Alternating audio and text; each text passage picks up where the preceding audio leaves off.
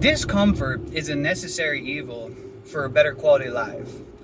In fact, the comfort zone is a big part in which destroys your life. Let's talk about this. So I'm feeling really high right now. I'm feeling really good, really jacked up.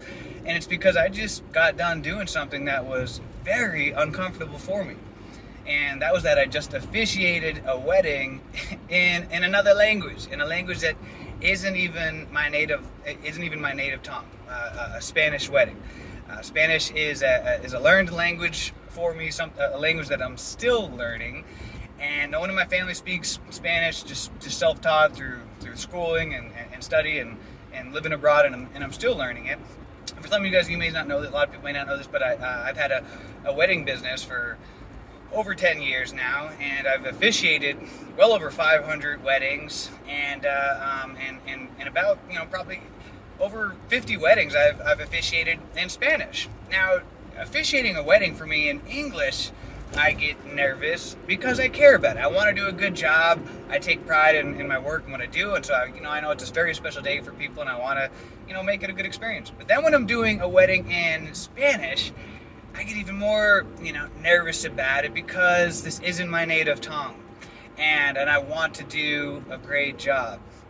And I always have done a great job with it. I practice and I rehearse over and over with it until I know that I'm going to do an exceptional job. But I still get nervous, and I was nervous today as usual. Leading up to doing this, and did a great job. Everyone afterwards was thanking me and everything, and now I feel great because I did something that was uncomfortable for me. I had to face that discomfort.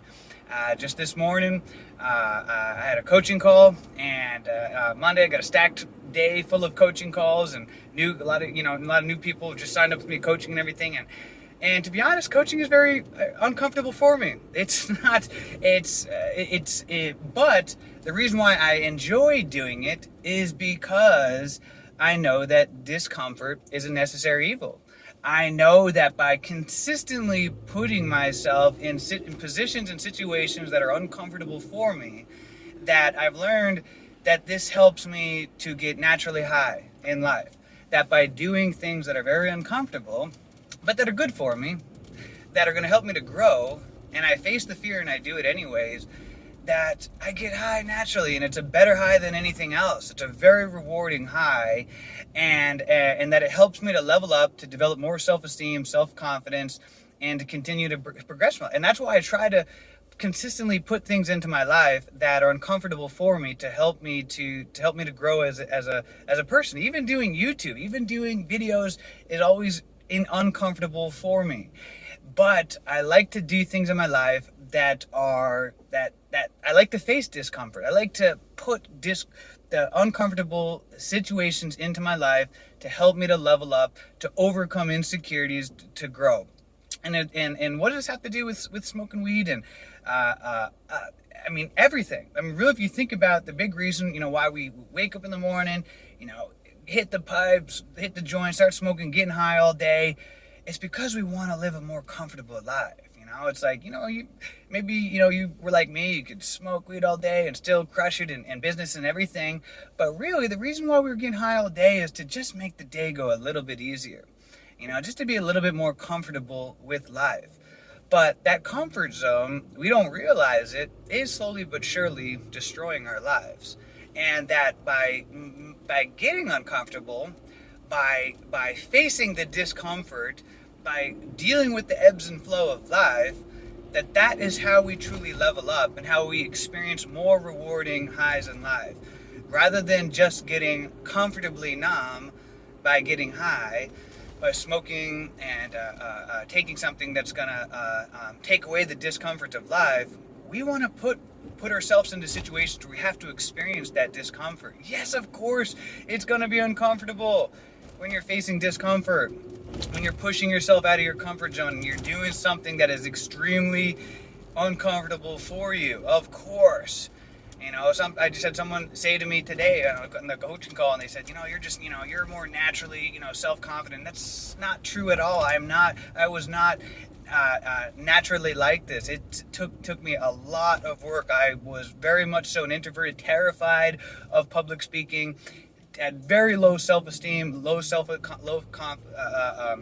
confidence, and it took me a lot of work and years of consistently pushing myself out of the comfort zone and doing things that were extraordinarily uncomfortable for me.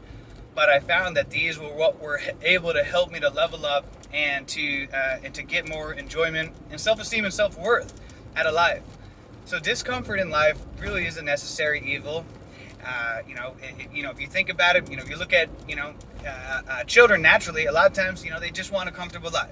Their brains aren't fully developed yet. I have a daughter and everything, but, if we just allowed kids to just live their life up to them, everything would just be all about comfort, right? They would just be like, hey, just, eat junk food, ice cream for breakfast, watch TV all day because it's comfortable, and just do, not brush their teeth because it's, it's not comfortable, and just, they would just, kids would naturally just take the path of least resistance.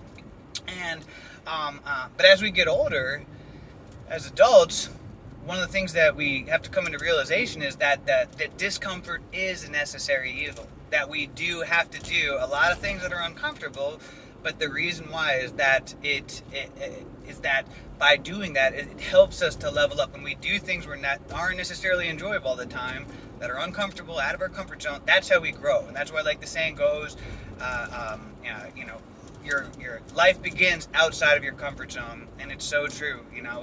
That's where all of the person that you want to become in life is outside of your comfort zone. Yeah, it's comfortable to just smoke weed all day, every day, and get high at the dabs and get blasted and everything like that. And it's uncomfortable, the thought of facing the life and the world without it. But the life and the person that you want to become is outside of that comfort zone.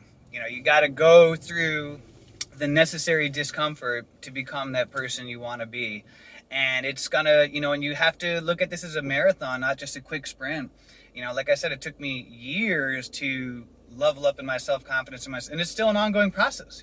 I still have a lot of work to go, but and I'm glad it never ends. We always have to keep finding ways to incorporate discomfort into our lives to help us to grow. I think that's a big part of the human experience, is that when we're not growing, that it's like a part of us is dying. And so that, life becomes a lot more enjoyable when we have goals and challenges and things that we're working towards that are uncomfortable, that are helping us to level up. And that's why I wanted to share this message, guys, is to understand that discomfort really is a necessary evil, but it's, but if you go through it, if you face the fear and do it anyways, even if you're afraid, even if you're shaken. I was so nervous, leading up to doing this, and now I feel awesome. But now I've been rewarded with feeling high. Naturally, a great high. I mean, I just feel so good right now.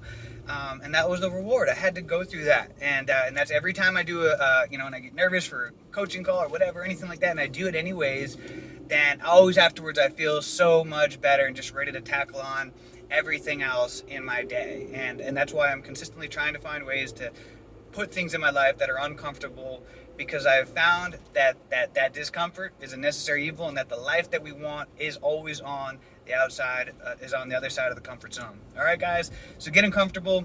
Add some things into your life this coming week that are going to make you uncomfortable, or think, or face that, whatever it is you want to do in your life. If it's uncomfortable, face the fear, do it anyways. That's how you develop as a person. That's how you make those gains. That's how you start to alleviate. That's the real way, and how you start to alleviate anxiety is by doing things that are very uncomfortable, especially socially uncomfortable things. That's the root of it, when we face it head on. And we don't, because if you don't face the discomfort and push yourself out of your comfort zone, then what happens is that those things start to exasperate the anxiety, the low self-worth, low self-esteem, and that's the consequence in life. There's always a consequence, and that's the consequence of not moving forward and facing the discomfort. All right, so let's make it a great day, a great week, a great month, a great year. Let's make it a great life.